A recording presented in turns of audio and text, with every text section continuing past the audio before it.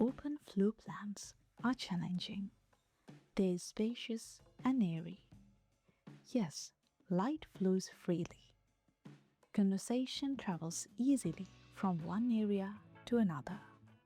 But there is also a certain lack of definition, a sense that the room has no edges, no boundaries, no quiet corners where you can retreat. The solution is not to build a wall. Walls are permanent, expensive, and they block light. The solution is to use furniture to create separation without isolation. And there is no piece of furniture better suited to this task than a wooden bookshelf used as a room divider. It separates while still connecting. It defines while still allowing light and air to pass.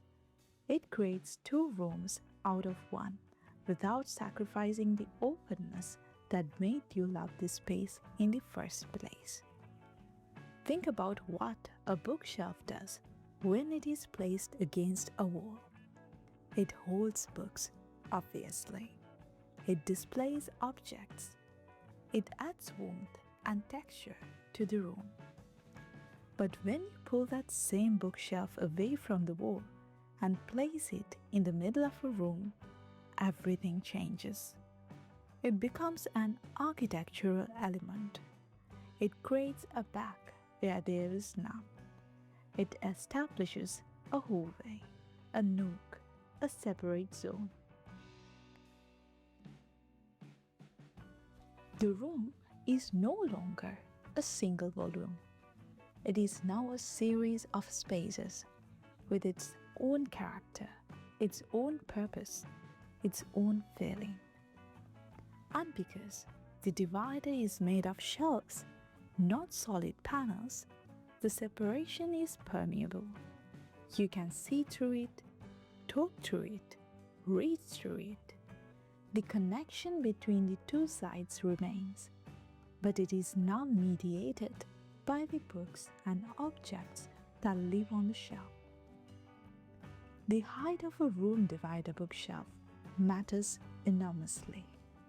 A tall unit reaching nearly to the ceiling creates a strong sense of separation. The two sides feel like distinct rooms, each with its own privacy. This works well when you want to carve out a home office from a living room or a quiet reading nook from a bedroom. A shorter unit, waist high or chest high, creates a softer boundary. You can see over it, which maintains a visual connection between the two spaces while still defining them. This works well when you want to separate a dining area from a living area without losing the sense of openness. A unit that is open on both sides, with shelves accessible from either direction. It is the most flexible. It allows you to place books and objects that can be enjoyed from both spaces, creating a shared visual experience. The depth of the bookshelf is another consideration. A standard bookshelf is 12 inches deep, which is enough for most books and objects, but a room divider can be deeper, creating a sense of solidity and permanence. A deeper unit can also hold larger objects, vases, sculptures, stacks of art books, even small plants. Some room dividers are designed with 2 rows of shelves, back to back, creating a thicker barrier that feels almost like a wall. Others are single depth, with shelves on both sides, allowing you to use the unit from either direction. The choice depends on how much separation you want and how much floor space you're willing to dedicate to the divider. The material, as always, is wood. Wood brings warmth to the divider, softening the hard lines of the architecture. It adds texture and grain, visual interest that changes with the light. It is sturdy enough to hold heavy books, yet beautiful enough to be a focal point.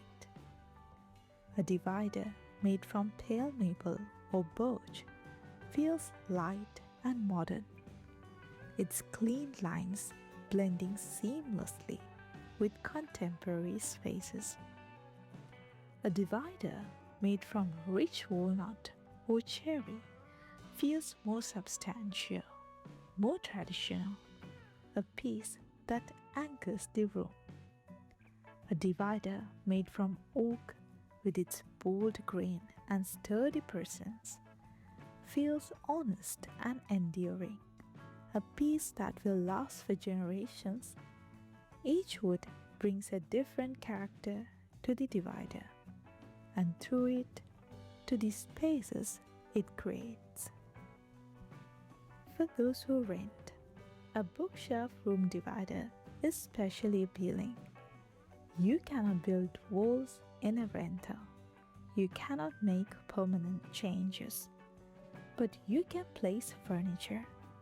A tall bookshelf, properly anchored, creates separation without drilling into the structure of the building. I'm curious about your own home. Do you have an open floor plan that feels too open? Have you thought about using furniture to create definition? Let me know your comments below. So until next time, happy decorating.